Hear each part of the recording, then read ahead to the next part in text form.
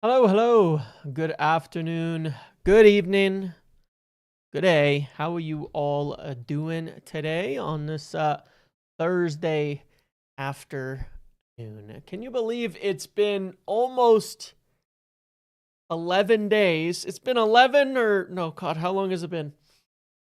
7 days, 8, 9, 10, 11. It's only been 11 days since our last game. Can you believe it?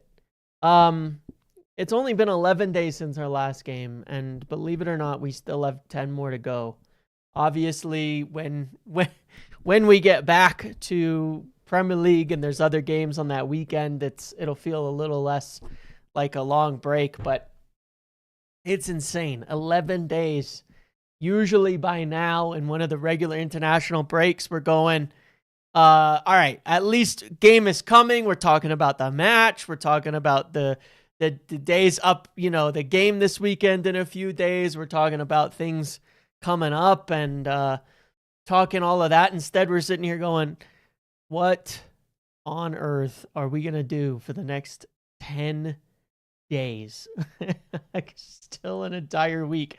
And I'm not going to lie, I've been struggling a little bit sitting here going, all right, I'm getting through my videos. I've got a few more to do. We've gotten to center backs though. So we're scraping. We are scraping the barrel on the players that I wanted to make videos about and address. There's a few more. I want to make a video about Lewis Skelly, who we'll talk about today. I want to make a video about Barrios that we haven't discussed. I want to make a video about, by the way, totally random. I don't want to spend time on it, but I just remembered it, and I don't want to forget to say it, that we're going to talk about a lot today as well. Cash, Anderson, midfielders, Sales, Njai, Braithwaite, all sorts of things. But what I do want to say is I remembered a name for striker. I hinted at it, I think, way back in like November or something, that I heard a name for striker, like a backup striker, if Josh Zirkzee was to go, but he hasn't gone. He's not leaving. Well, he could still leave. Don't get me wrong. But, obviously there's more rumors about him staying now and maybe wanting to stay now and yada, yada. But the name that I remembered was Gonzalo Ramos. This was the name I remembered. This was a player in Gonzalo Ramos that's been on the bench mostly at PSG that has actually done pretty well as a sub over there. And there was at least an exploration or some contact of some kind with regards to Gonzalo Ramos being a potential option for a backup striker. I'm not saying a serious target or anything like that, but that was a name that was mentioned back in November. And I can't remember if we went into detail discussing it, but I was trying to remember who the hell I knew there was somebody I had in mind that I thought of that at least we'd had linked previously for backup number 9, and the answer is Gonzalo Ramos. And I remembered because I saw a story from some random person yesterday, and I thought, oh shit, Gonzalo Ramos. That's who it is. That's who the name was I was trying to remember. So I don't know if there's still anything in it, or whether it's worth even thinking about as a potential of happening, but he was at one point linked to us, and I know that there was at least some mention. Of course, I think his agent is probably Georgia Mendes, so it is what it is. We'll have to do some business with Georgia Mendes as well this summer, given that he represents Manuel Ugarte, and if he's going to leave, we'll have to work with Mendes on that as well to figure that out. And that is certainly a possibility and something we will discuss in this video, because of course, if we're going to get 3 midfielders, the future of Manuel Ugarte is pretty much inexplicably, that's not the word, directly tied to the eventuality or the potential of us getting 3 midfielders this summer. So they're linked. They are linked. So we're going to have some talks with Mr. Mendes this summer, one way or another.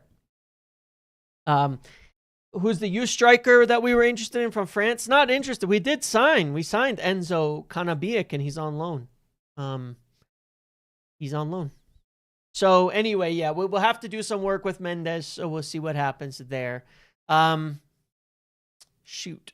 Yeah, otherwise, yes, we lost Sully on Twitter for now, temporarily. He's gone, not forgotten, not even necessarily fully gone. But hopefully he will be back sooner rather than later. And we've been, don't worry, he's not gone, and I've been in touch with him outside of Twitter for some time. So I'm not worried about that. Hopefully he gets all sorted with his account and things, because it's always, the more good people we have sharing good news about United, the better for me. That's what I'm all about and hoping for, because there's plenty of bad info out there. That is for sure. There's plenty of bad info out there, and then that's we gotta fight for the good people of the community, sharing news for United fans. Okay. So hopefully Sully can get back online, but at the same time, don't worry. I don't think he'll be gone. Okay, one way or another. I don't think he'll be gone. So we'll see.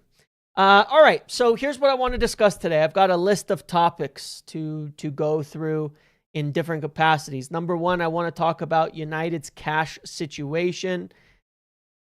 Because we were kind of joking about this the other day, but I did want to explain a bit more my understanding of it. I don't want to make a new video because I did do one after the last financials, and I went back just to take a look at it and look at a few things.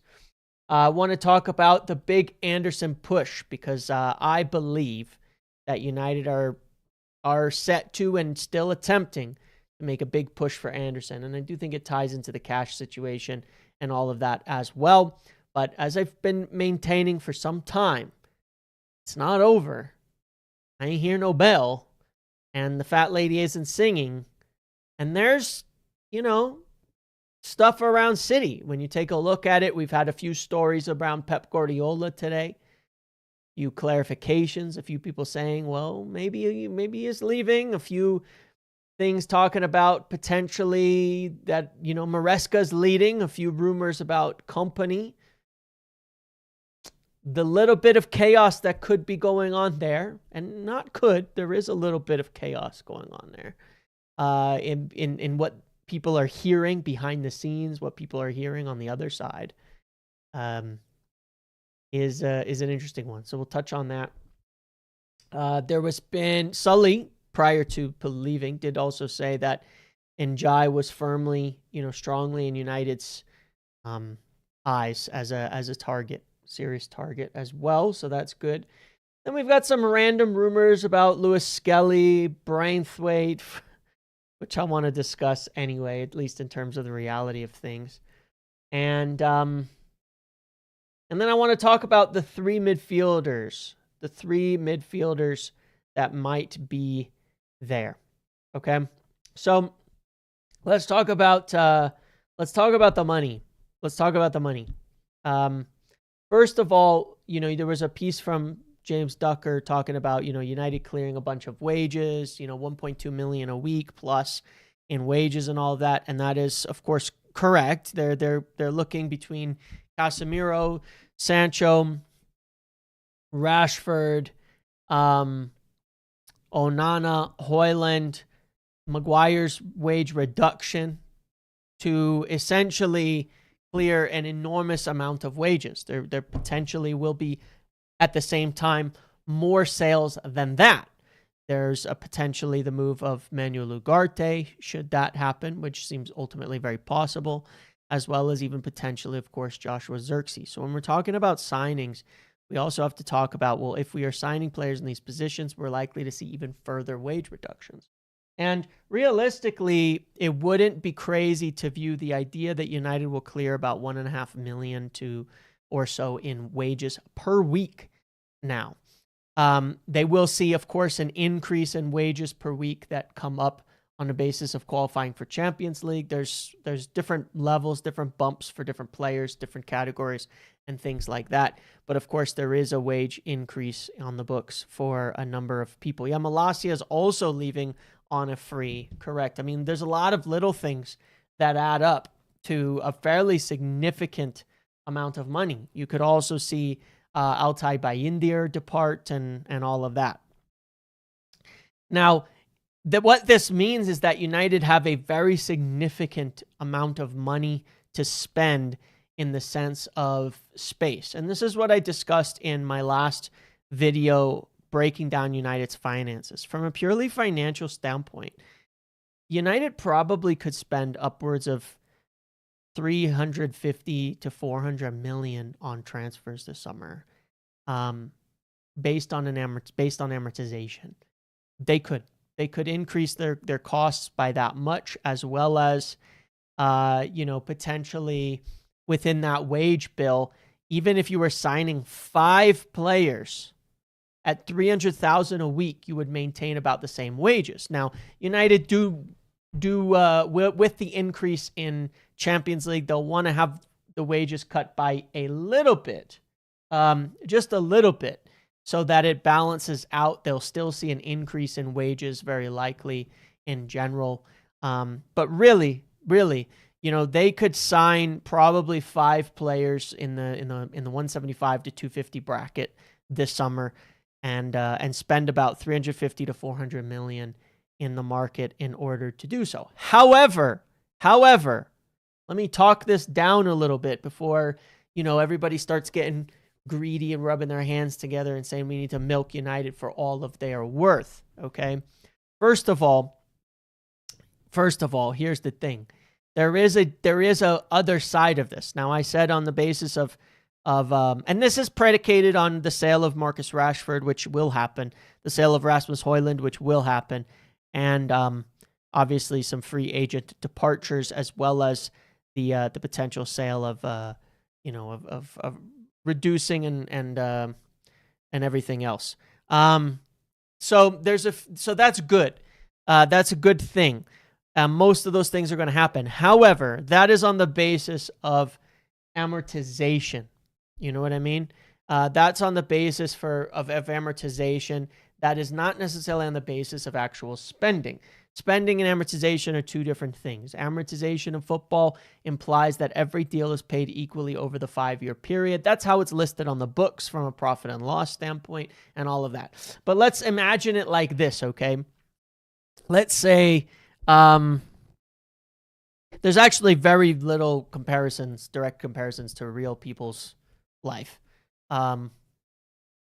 But generally speaking, you buy a player for 100, it counts against your books 20 million a year. However, the clubs may in fact say, well, that's fine, but we want the 100 million now. Now, where does that cash come from? It doesn't affect your books. The next year, you'll show a 20 million expense that you've already spent, and you'll be catching up on the cash over that 5-year period. But how do you get that cash now? This is where United do have a problem. They have somewhere in the range of, what was it? They increased their credit line. They paid some down. So they have somewhere in the range of 120 million cash available on their credit line. However, they do need to pay a couple $100 million on transfers as well this summer. Now, when we get our next quarterly reports, we'll get an idea if they've paid it down further. But based on the math that I did, my napkin math, which sometimes turns out to be extremely accurate because I'm good with numbers, in the end, I believe that United only have somewhere in the range of about 80 million in cash to spend. Now, when they make further sales, they may be able to do things like, take loans on the cash inflow. So when somebody else buys Rashford, take Rashford's payment. It's supposed to be 30 million, but it's 30 million spread out over 3 years per the option. United could go to a bank and say, give us 28 million now. We'll pay you back the 30 in 3 payments of 10 over the next 3 years. So that is one of the ways that they can raise a bit of the extra cash now, even if they're not receiving it. They could look to the revenues that are coming in for Champions League and say, we can safely spend this much that's coming in over the course of the season. So let's take a loan against some of these revenues over the next 12 months and say we're going to take 40 million in cash now as a loan. And then all of the extra will, of course, come in through the year and we'll pay the bank back during that period of time.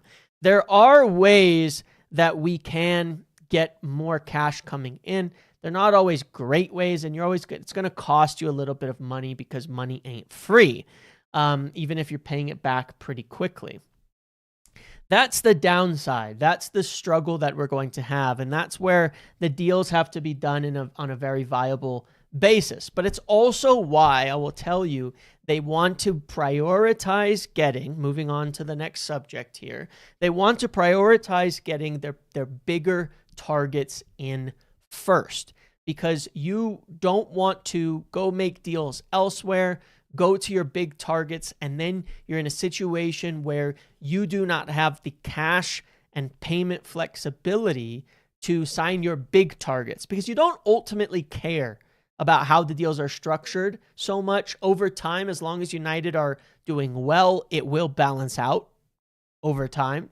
You don't ultimately care, but what you don't want to do is go buy a few players, come back to Elliot Anderson or something like that after the World Cup and go, all right, well, he said yes to you. Forest want 90 million up front.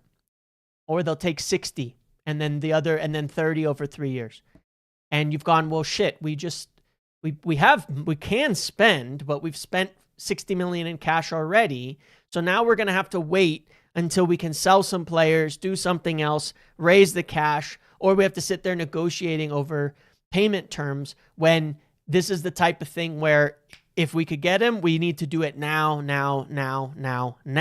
because the problem is not the club. The problem is the player. If you get that yes, you need to be able to act quickly, rapidly, fast before they move into before someone else does, because that yes may not be permanent. That yes may be temporary. So this is essentially where they're at. If you think, well, all right, let's say we go for some of those little targets and we pay 20, 30 million there. And then that's that. And then you're in trouble. You don't have that money left over. So there's a big push, I believe, right now to say, we're going to go for this Anderson deal early and hard. And I believe the reason is that we may have to end up paying a bucket of cash up front for it. And we might have to give a fairly significant amount of wages. Now, you might say it's been theorized in the past in our windows that going and doing the big deal first means that it's going to have that knock-on effect for later deals. Honestly, I think it's bullshit. I think that more often than not, doing our small deals first, big deals first, it has made absolutely no difference as to how deals get done and paid for later on in the window. Clubs treat us a certain way because we're Manchester United. Now, with Elliot Anderson, I would suggest that the other factor here is that United just are willing to pay what it takes. I think everybody knows at this point in time that Elliot Anderson may cost somewhere in the range of £100 million.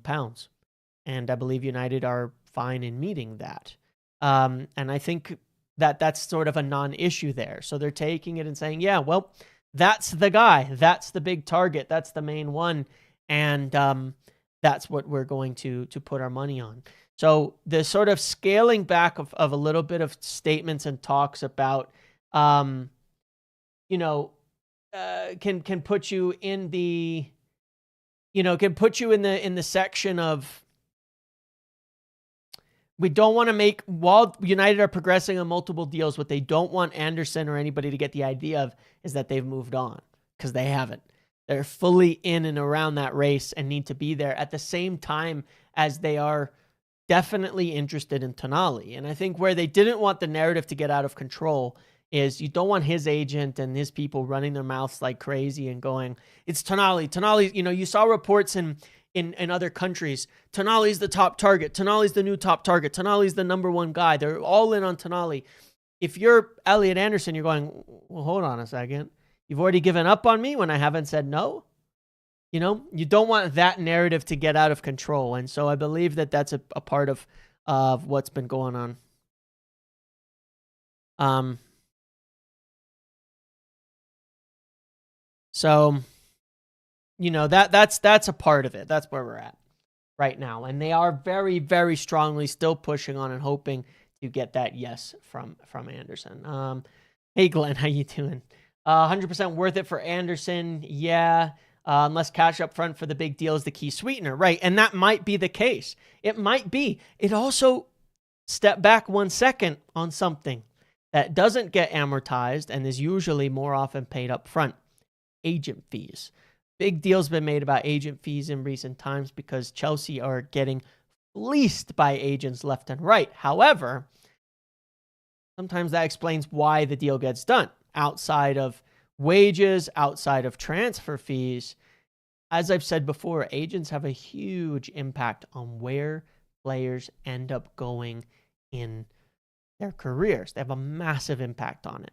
Well, United may be looking at it. Maybe they know it. Maybe they don't. Maybe it's a part of the equation here of saying we might have to sweeten the deal to the agent and give him some big chunk of change there in order to push things in our favor for Mr. Anderson in there. So that's another factor that, you know, could certainly, you know, bring us to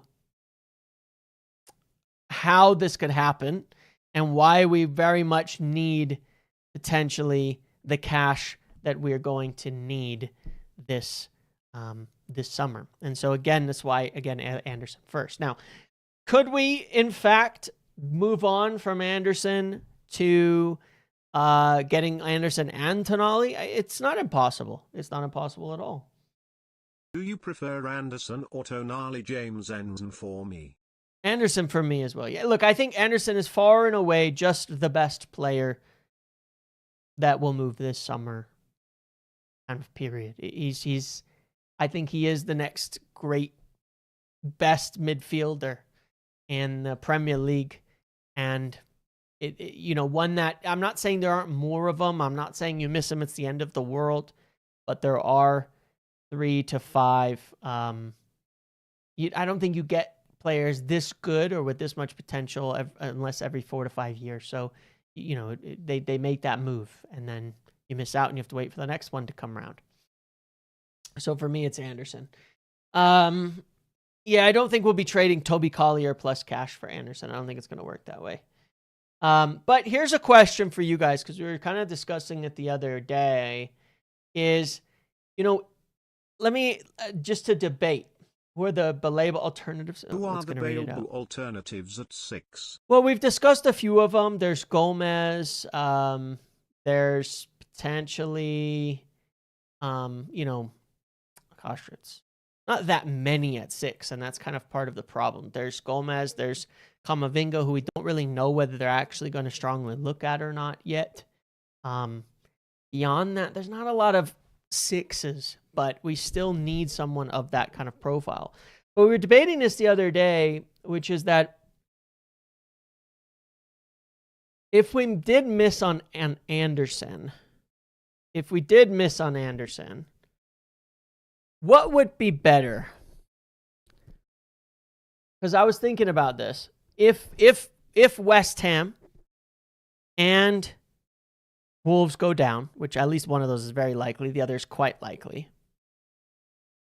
which would be better? Tonali at 80 million and Baleba at 60, or Gomez and Mateus Fernandez at 40 each and Baleba at 60? And I was thinking about that because somebody asked if we ended up getting just, you know, someone asked, I think it was in Discord, if we got Baleba, Gomez, and Mateus Fernandez, how would you feel about the window? And I thought about that and thought, sure, fine. You've got these big hyped names of Anderson and Tonali and all of that. I was thinking about it and I thought I'd be quite thrilled with that window, actually. Mateus Fernandez, Gomez, and Baleba would be actually an excellent window in my eyes. I understand none of them today are viewed at the level of some of the other players as of right now. And there's some inexperience in there. But you have a very good, solid player in Gomez. And you have two players in Baleba and Fernandez that have serious potential to become very, very good. And while I'm not talking about saving money for saving money's sake, it would potentially allow you to spend a lot more money in other positions and leave you with the financial freedom to come back later on for your big star in the midfield if you didn't get it this summer. Would we play much better football next year? 100%. Would we have potential young players that could become really good? Absolutely. Would we have a much more solid defensive number 6 type of player guaranteed in João Gomez? Absolutely. So I look at it and go, it's an upgrade in every facet of the game. And it also leaves you with a lot of financial flexibility. Obviously, if you can get the best players, you get the best players. If you can't, I'm pretty damn happy with practically any alternative because you could do it. If we are serious about being ruthless, Mount and Lisandro would be heading out this summer. Way too much injuries for the price paid. I agree with you. Financially, I think that they are probably viewed in certain quarters of the club as losses, and players that they would move if they could. But the problem with injured players in particular is how can you? Who's going to pay Mason Mount $250,000 a week? Next year, maybe, when you could sell him, and he's only got a year left, so be it. Lisandro, it would be tough. But I just don't think you can move those players because of the injury factor in that sense. I think if they could, they would. But in the meantime, they'll have to just be, depth here and there. So that's the problem, I think, more than anything. And obviously, they're good people. They're professionals. They're both top attitude players that are well liked in the club. But yeah, the only problem with that litter is the Schneiderlin situation. There are many players just too big for, and you just won't know until they're here. Yeah, and look, I look at it and I go, I would be happy with that midfield because I'd be happy with virtually any of the names because our midfield does need a lot of players. Like, let's not understate this. Manchester United's midfield needs at least 3 players, all right? How many years have we gone short on midfielders? Forget about Mount for a second. Mainu, you could play many different midfields when you combine the idea of Kobbie Mainu and Bruno, and if they don't have to always start together, if you switch them around, if there's times Bruno's not playing, you have so much flexibility in there.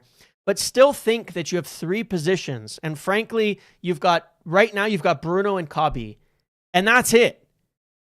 Seriously, we need like 4 or 5, there's the limit does not exist, okay? In terms of how many fucking players we need to add to our midfield right now. It's insane how starved we are. And I think that it's led to a lot of the stupid debates and problems and fights and things like that we have. Because take the whole Kobbie Mainu discussion. Why has it even gotten to this point where you're getting all these arguments and fights and things like that about Kobbie, and it's like, no, it's his fault that goal was conceded. No, it's not his fault, and it's this and all the reason for it is that we've had so few options in our team for such a long time that we can't even fathom. Why don't we just acknowledge Kobbie's not the best defensive midfielder? We don't need him to be if we would actually sign some fucking defensive midfielders. Just like we didn't need, Paul Pogba to pick the ball up off the center backs under Jose, except we did because we never fucking signed anybody. And the only older defensive midfielder we signed or established one was Matic, and he lasted a few months and then got a serious injury at the World Cup and fell off a cliff. We've done it so stupidly for so long by doing the bare minimum that we have never actually been able to say, why don't we just play players to their strengths? Forget what Kabi is or isn't. Forget what Bruno is or isn't. They're really good at certain things. Let's help that. Let's establish that. Let's support that. Let's play people where they're the best, not where we can fight and argue about whether they're good at it or not. Let's just play them where they're the best. You know, I mean, to me, this is the same discussion about, hey, stop putting Brian Mbumo at striker, Carrick. One thing I want you to do next season, stop fucking doing that, please. Put him back on the right. But it's that simple of a discussion to me around it. But it's created by this situation where we never have any midfielders in this team. We never have any players. So we can't play people to their strengths. And so, you know, then everybody has to fight over narratives and fight over agendas and all of that. Like, why don't we just sign some damn players, you know? That would be an excellent solid window to bolster our midfield. There is potential to build those players in the future. There is also room to move a bit still financially as well. Yes, those three. Yes, exactly that, Dwight. Exactly that to Dwight York. I assume I'm talking to the real Dwight York. Exactly that, though. It adds a lot of options, a lot of flexibility, a bunch of different midfields that you can play, a bunch of different things you can do, a bunch of different, you know, options in there, high potential players, but at the same time enough that, hey, if Baleba's not doing well, you just play João Gomez. You give him time out of the spotlight. You give him Fernandez doesn't have to play every game. You know, you have options. And like you say, it also has the financial flexibility where one can go, all right, well, the next big name that comes up, we're still primed to go and spend a bucket of cash on them because they're not going to be on huge wages. None of those three players are going to be on huge wages, right? And so I look at it and I'm like, man, even if we ended up with our three fallbacks, you know, you've got your big names, Anderson, Tonali, Wharton, right? Even if we ended up with our fallbacks, Baleba, Gomez, Mateus, Fernandez, I'd be over the moon. That's a good feeling. And it's not just because our midfield is so bad I'd take anything right now, because there's still players I really would rather us not sign. But we ain't been linked to them. We haven't been linked to them, and I don't think we're serious about them. I think we have 6 or 7 or really, really good candidates sitting there on the books.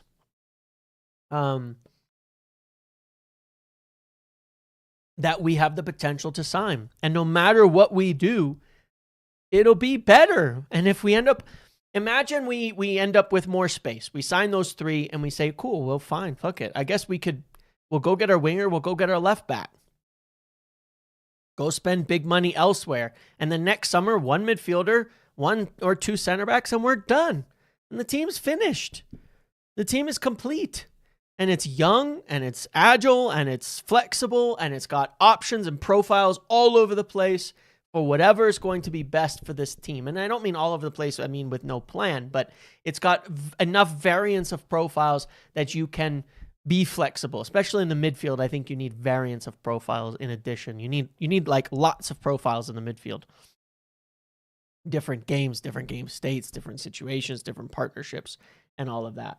So, you know, it's exciting to me and in that sense. And I think that it makes me feel calm about the situation and confident. And it makes me feel like, you know, hell, man, like it's all going to work out. It's all going to be okay in the end.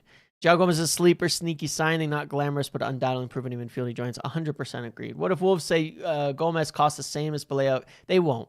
There's probably relegation clauses and things like that too. Obviously, if he was 70, 80 million, I won't sign him. They'll go for somebody else, of course.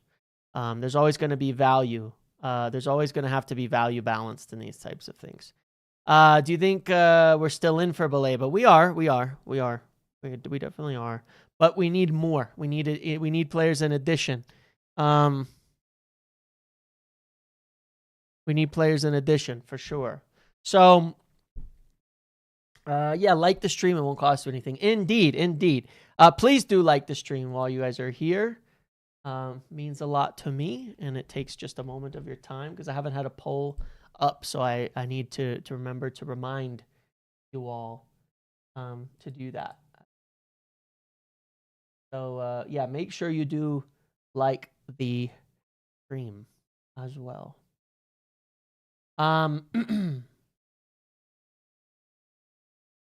But yeah, anyway, so yeah, it's like that's where we're at. That's where we're at right now. So I'm pretty happy with all of it, but yes, I do believe United are pushing ahead. Are going to make that strong push for Elliot Anderson. Do a big deal on Elliot Anderson and really try to push it to the next level. See if we can get something done there before moving on to other targets and things like that. So whatever cash we can spend, we can spend. Yeah, Aaron, I agree. Here's a question for you guys for that relegation spot. There's advantages to West Ham and Forest going down. Shaw, Maguire, Bruno and Case played a huge part this season. All 30-year plus. One is leaving, fear that the 3 others are less influential going forward. They did play a big part this year. They did. And we certainly need to kind of improve. We need to make sure we don't fall short in some of those areas. That's why, again, I'm really insistent that we need to get a center back as well. I think that Dorgu can come back and hopefully fill in some of that role on the left back side. Obviously, we're playing up the back 3, changes the situation a bit. It's just unlucky that Dorgu got injured, right, as we switch to essentially the back 4. But, yeah, for sure.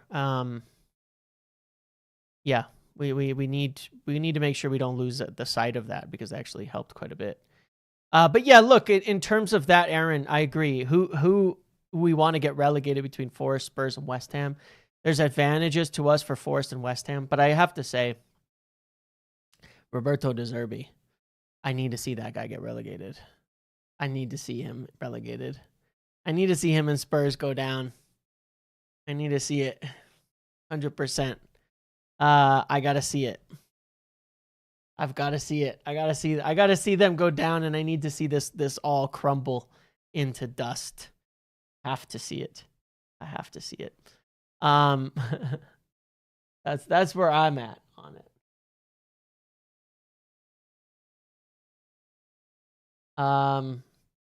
We got Heaven maybe getting Lewis Skelly, just a matter of time before we can convince Dowman. Hey, maybe is Dorgu going to be fit for Leeds? Doesn't sound like it. Sounds like it'll be a bit longer for him, for sure.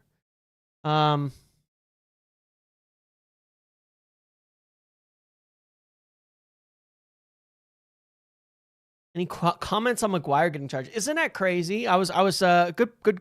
Yeah, I was thinking about that because I was looking at it and I was like, isn't it nuts that, Maguire gets charged and they claim they did nothing wrong and that the calls were all correct?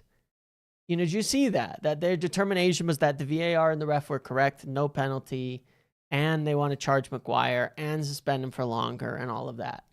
Like, they're really doubling down on just being the absolute pricks of the century, aren't they? It's kind of crazy to see. It's unbelievable, actually, in some respects.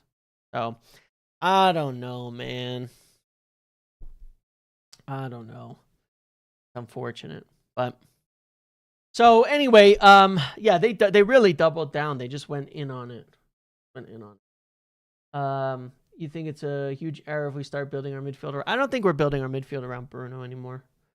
I think we're building for past him. We're building for past him.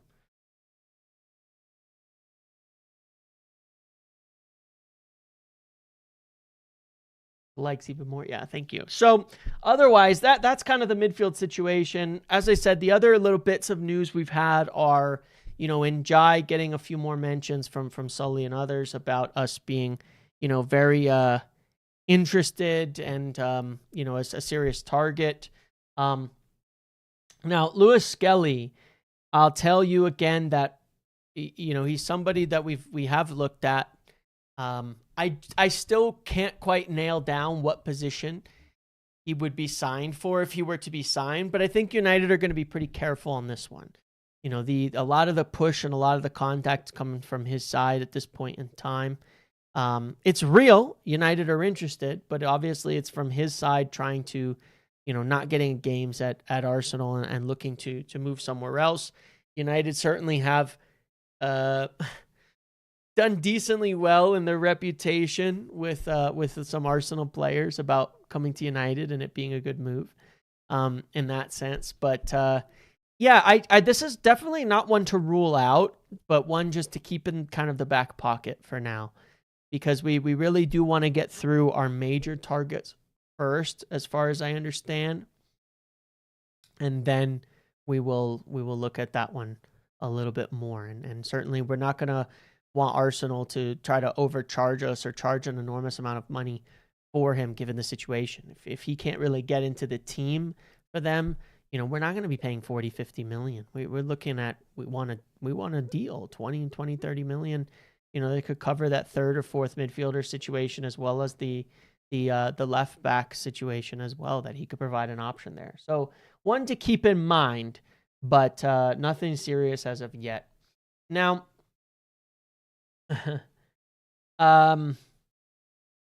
that third midfielder,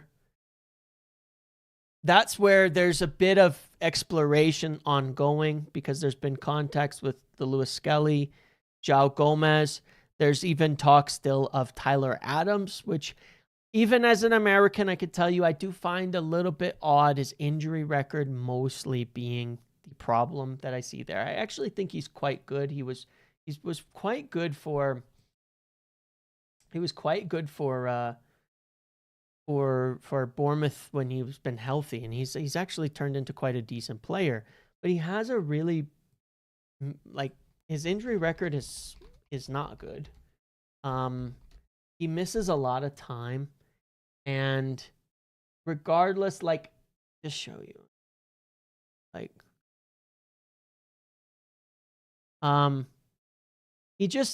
he gets a lot of injuries. He's missed 12 games this season already. Last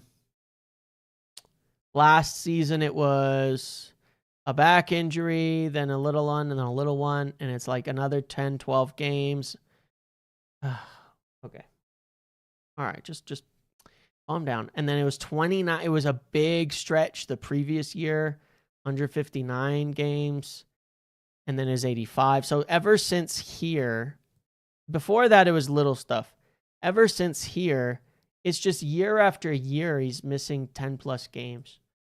I don't think United are going to go for a player in that position that are going to miss that many games. When you're looking at those kind of depth signings, what you're really looking for is reliability. The last thing you need is more, Mason Mounts, where you'd love to use them, but you can't.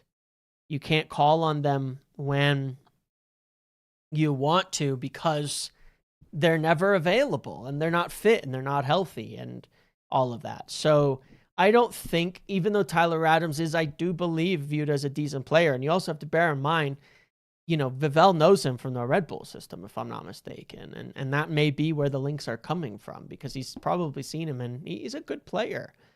Don't get it twisted. He is a good player when fit. And he's actually transitioned into becoming a pretty good Premier League player from a physical level, but he is too injured. He just gets injured a lot. And I think that we just have to, I don't think we'll make a move for that one. I would still lean towards some of the others. Now, Ederson, a player we've been linked to on a number of occasions, is agreed personal terms with Atletico, and it looks like Atletico Madrid are likely to be pushing for a deal for Ederson this summer as well. I would suspect that's just replacing Conor Gallagher, and that makes me laugh so much, because Ederson's been available for some time, and I mean, I'm glad we're not the ones who ended up fully signing Conor Gallagher and all of that, but it is hilarious, Spurs taking Gallagher and Atletico have Ederson in mind. Anybody could have just gone and signed Ederson, who's a significant player, who's a significantly better player. And I still wish we would have taken more of a look at him, but it looks like he'll be heading off to Atletico. And I believe it would be just to replace Conor Gallagher. I think, if they have to sell more and, we talk about Pablo Barrios, that's a different discussion, but I'm pretty sure it's just replacing Gallagher in their side. But I would scratch off some names there potentially. So the known names as we drop down to like these other names really are nailing down to, Gomez, Mateus Fernandes, Lewis Skelly, Buwadi as well continues to certainly be someone of interest as well. He definitely is. I don't know, again, as a young, high potential player, could make sense as a third signing, but I think that depends on what we get elsewhere. If we get our big, like proven, like guaranteed type of signings up there in the midfield, like your Andersons, I think there's more potential we take a risk for that third signing for somebody potentially outside. Whereas if we don't, I think even a third Premier League, even a third midfield signing, may be a Premier League player, someone we can really rely on and feel comfortable with saying, yeah, they can come into the team and they'll meet the levels, they'll match the side, and we won't have to worry about that. So I have a feeling it'll still end up being, 3 potentially Prem proven midfielders in that sense. Yeah, a lot more talk about Manuel Ugarte probably leaving, and most everybody mentioning that at this point in time, that he's just likely to go for more minutes and things like that and go elsewhere. I was thinking about Xerxes more and more and thinking how little I care whether he leaves or not.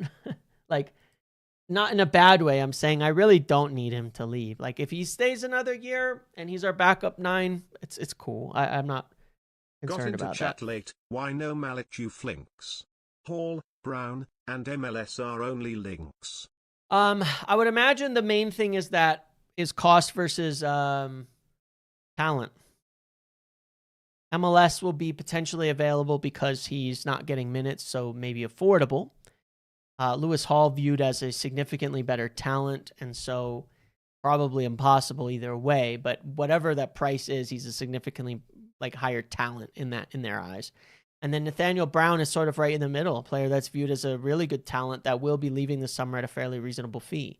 I think if you were to go to West Ham right now, I think they'd be asking you for an absurd amount of money relative to what he has proven and the level of player that he is, that you can rely on at this time.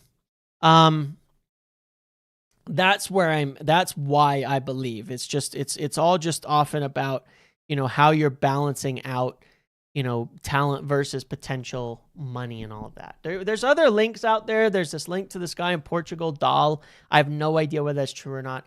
Again, we have looked at, the thing with these links in Portugal is it's not like they're not real. We watch a lot of players in Portugal. We have somebody that everybody knows in Portugal that's watching players and scouting for us. And we've been linked to a number of them, and they're real links, but whether we move beyond that is like a totally different discussion. You know what I mean? And so that's where I don't know how to answer it, because could well be we've watched this Dahl guy. Okay, now what? Because there's a lot of players we've watched over there. So if you had to say, what's the United order for Pound? Left back. Lewis Hall, Brown, Lewis Skelly, in that order. But that doesn't mean that that's like the order of potential signing them. It's just, I think from the pure order of talent, that would be what they would look at in that order. Yeah. Maybe there's more names, but those are the I know of. I mean, Truffert was certainly scouted by United at one point this season as well, and could find his way onto that list. I'm just not sure if they would be sold or where we'd be at on that. I think Bournemouth are in a pretty healthy situation financially, where they because they've sold Semenyo and some others and such, so I don't think they'll have to sell. So he might be quite expensive, but they did look at him and he's a good player too.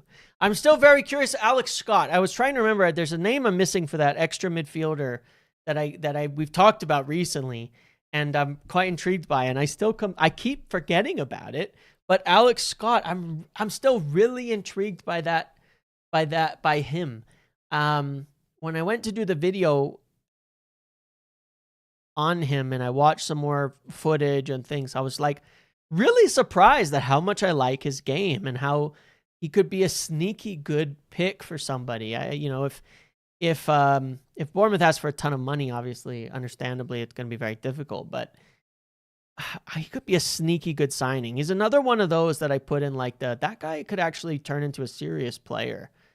Got a lot in his game. A lot in his game that matches the modern day. And I would really like to see it. Is he a 6, 8, or a 10? Kind of like Mateus Fernandez. I'm not sure you have to worry about it yet. It's more like he's got good size. He's strong. Dribbles well. Very good on the ball. Technically proficient. A very solid dueler. He's much more technical on the ball than Ugarte. Not like Ugarte at all. Reminds me of Rice. Right. It's kind of like that. Like, he's very good on the ball. Like, I'm not saying he's spraying passes around and such. He's not, but he's very, very good on the ball. Very secure. Hard to take off of it. Good in the dribble. Good under pressure. Good in tight spaces. And very good off the ball. He's just a really well-balanced player in that sense. I think he's like, yeah, he definitely is a carry first player for sure. But, and another one, right? A lot of the players we're looking at are like that. A lot of them are like that. Like mini, I've referred to like Tonali as a little bit of a kind of like a mini Rice. I think Scott is in the same kind of bracket, similar type of player to a Declan Rice. Similar bracket of style of player. Not saying levels, but similar style of player. Yeah, and I imagine that a lot of clubs are looking at him with some interest because there's a serious skill set there. He's a very intelligent. He shows a lot of intelligence. I mean, he was young player of the league in the championship a few years back. He just had a few years of injuries, and so I think he's gone under the radar because he had a little bit of a start at Bournemouth before getting healthy and all that. And it happens with young players under 23 getting those muscle injuries and things like that. But certainly, very interesting name to think about for the future. Last name I wanted to discuss here, just because there's rumors about it, is Gerard Braithwaite. I think I shared on my list of targets for center back that Gerard Braithwaite was definitely still of interest to us. However, the injuries have been a huge downgrade, down something. I don't know what the word would be. The injuries have been a huge downer where we've gone, it's a big risk to sign him, new contract. Everton probably not going to want to sell. But I would say this is one to keep an eye on still for next summer. We may not invest heavily in the center backs this year. As we know, I believe it is something we're going to miss out on, is getting the center back that we need. And I think it's going to hurt us over the course of the season. That's just my belief. I think we need 2 minimum between now and next summer. And I don't think we'll get maybe 1 this summer, but I would definitely keep him in mind. Same in terms of Schlotterbeck. Like if Schlotterbeck signs a new deal, release clause next summer, keep him in mind. If Gerard Braithwaite can stay fit this season and next, I think he'll come back to top of mind for next year, because the profile that United will want matches him. Tall, left-sided, athletic players who are good on the ball and defend well. Like, there's not a lot of those types of players. I discussed Murillo in a video today, left-sided, very good defender in open play and all of that. But he's not big. He's fast and strong, but he's not tall, not great in the air. He's not terrible. So yeah, but Braithwaite, as I mentioned when I included him in the list when I did it like 2 months ago, is still of interest to United, but I think that one is more of a keep you in mind and see how he goes over the next bit of time to get to see, does the fitness stay up and all of that, and then we might be back for you when we come to invest in the center backs a bit more. I don't know anything about Vuskovic and Charlie Cresswell. myself. I don't know any. So I can't tell you anything further about that. So yeah, there's a few more other names I do want to cover in videos and things, but for now, that's what I've got. I do want to talk about Senesi and Van Heck. Maybe those are options we could get. Center backs as well. So I plan to do a few more center back videos. How many years is it till we play a game next? Oh, it's like 10 more years, man. 10 more years. But that's it. That's the news I wanted to cover today. I made almost an hour of it. I wasn't sure that I could, but anything else you guys want to chat about? Anything else you guys want to know? Anything else you guys want me to chase up and find out? Please do let me know. And I'll chase it up and see what I can find out about anything. But otherwise, that's it. I'll be back with a video in the morning. I think I'll be live in the afternoon again tomorrow. Hopefully, there's some more interesting things to discuss over the weekend. Messi's out of contract would save 40 million. Yeah, when I was looking at this. When I was doing my video for Murillo this morning, I noticed just how often Senesi was showing up as like the best in a lot of stats. Like this is progressive passes adjusted and progressive pass accuracy. This is interceptions and shots blocked. Like totally different stats, defending and attacking. Senesi shows up really, really well on like all of these things. So 28 years old, but he's free. We could do worse. There's Van Heck as well. Senesi is an intriguing one for me, for sure. It feels like I would hope we can do it. Good look at it. You enjoying the videos on the series of players? Yeah, I mean, by the end of it, we'll probably have like 25 of them, and then I have to figure out what the hell I do when summer comes around and we actually start talking to them. Is Senesi quick? He's not slow. I don't think he's like the fastest player alive, but he can get up and down. He gets into the attack quite a bit as well. So, yeah, definitely not a player I would call like slow or just by any measure. Yeah. For a young midfielder, would you take Chima, the Spaniard from Stuttgart? I've seen a lot of stuff around him, but I honestly cannot say I've watched enough for myself to form any conclusions. I do like to watch players. I mean, I know I cover stats a lot, but there's a reason why most of the things I talk about are Premier League players, and it's because they're the ones I've watched the most. So I watch them. The stats back up a lot of what I think, and then or don't, and I learn something new. When you think they're announcing Carrick when we get Champions League? I might have profiled half of Europe by the time Leeds rolls around.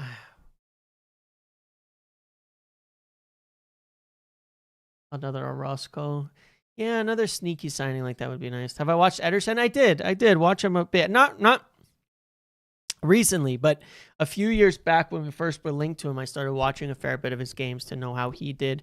I've watched plenty of Camavinga because I've watched enough Real Madrid to form conclusions. But yeah, there's a lot of players I haven't watched, so I can't tell you my feelings about them, honestly. All right. Nagelsmann news.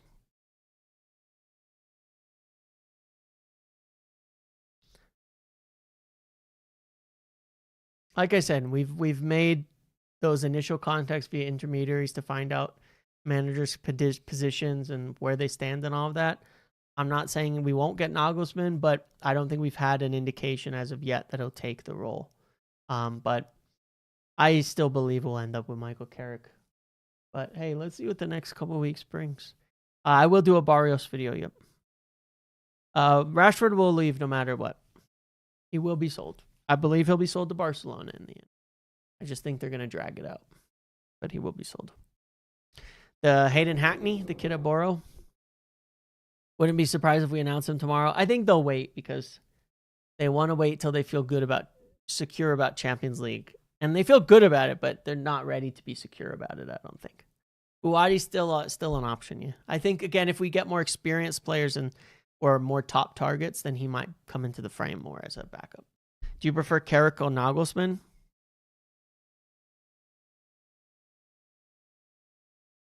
I think there's pluses and minuses to both. I mean, I think Nagelsmann is definitely a better coach.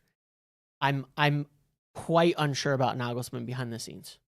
Quite unsure about the fit behind the scenes.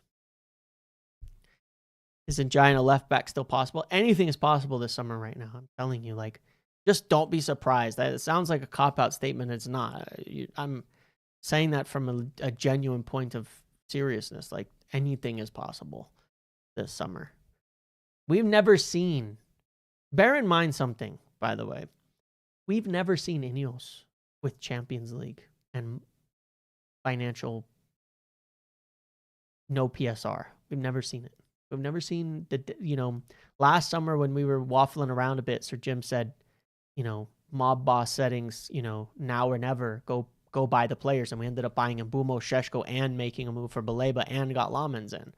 Since that's with no Europe. I'm not going to write off just how aggressive we might be this summer. You never know. Because they're looking at a lot of stuff. And sometimes, even though I've got my doubts, I think they might just fuck around and go sign everything that we need in one go. And just go for it. You know what I mean? They might. United's project going to look real enticing getting back into Champions League. So, I just wouldn't rule anything out. Still 40%, Tubbs. Boss. Anderson percent daily check. Still 40%. 40%. 40%.